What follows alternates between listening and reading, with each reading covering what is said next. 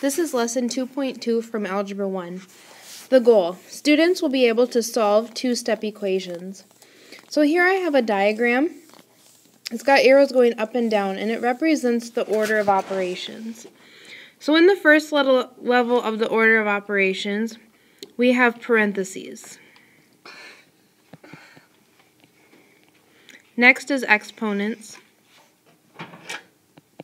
Then we have multiply, divide, and add, subtract from left to right in the last two levels. Now, when we're simplifying expressions, we work down. But when we're solving equations, we work up. So what I mean by that is, if you take a look at example 1, there are two things that are happening to x. X is being multiplied by 2, and 3 is being added to that product, and it equals 15. So to be able to solve this equation, we're going to work backwards. So we need to start with undoing the addition and subtraction. So we're going to subtract 3 from both sides,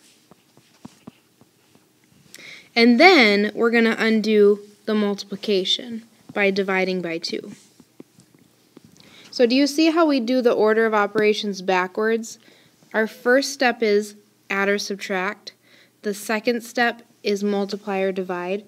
And we will be moving on to the other two steps soon enough. So let's try another example.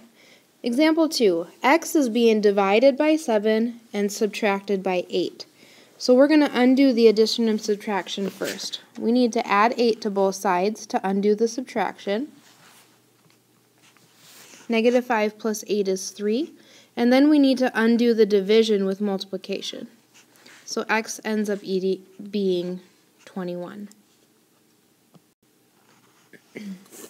Example number 3 is slightly different. Do you see this division symbol? Do you see how x plus 1 is all being divided by 4? When x plus 1 is all being divided by a number, the first thing you're going to do in this case is undo that division, because this division symbol represents a grouping symbol, and parentheses are what we do last when we solve equations. So we're going to start by multiplying by 4, and x plus 1 equals 48. Then we're going to subtract 1, and x equals 47. Alright, example number 4. Negative 2/3 is being multiplied by x and then adding 4. So we're going to undo the 4 first, and we get negative 2/3 x equals 1 minus 4 is negative 3. And then we need to undo the multiplication by 2/3. So what we're going to do is multiply by the reciprocal on both sides. I'm going to make this negative 3 over 1 and then multiply. A negative times a negative is a positive. 3 times 3 is 9, and 1 times 2 is 2. So we get 9 halves as the solution. On your own, solve for the variable. Take a moment and pause the video and solve for the variable. Now that you have completed these two exercises, we're going to solve for x.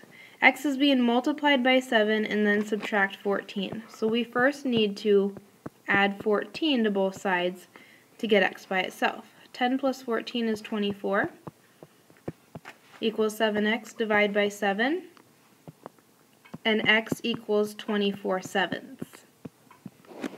Number 6. The first step is to subtract 9 from both sides. And g divided by 4 equals negative 20. And then to undo division, we multiply by 4 on both sides. So g equals negative 80.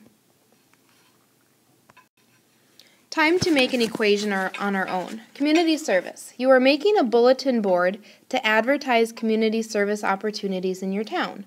You plan to use half a sheet of construction paper for each ad. You need 5 sheets of construction paper for a title banner, and you have 18 total sheets of paper. How many ads can you make? There are a couple of things that we've been told. First of all, it takes a half a sheet of construction paper per ad. So it's a half per add. We also know that we need 5 sheets for the title. And we also know that we have 18 total sheets. Alright, so what we need to know is how many of adds we can make. So our plan is we need to translate this into an equation. So 1/2 per add means 1/2 times the number of adds, and we don't know how many adds we have. We also know that we need an additional 5 sheets for the title. So that's a plus 5, and that's going to equal 18 total. So here's our equation. We have 1/2 times x plus 5 is going to equal a total of 18 sheets.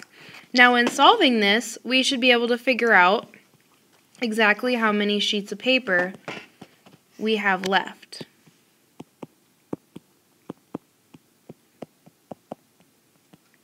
So we can make 26 adds with that many pieces of paper. So let's figure this out.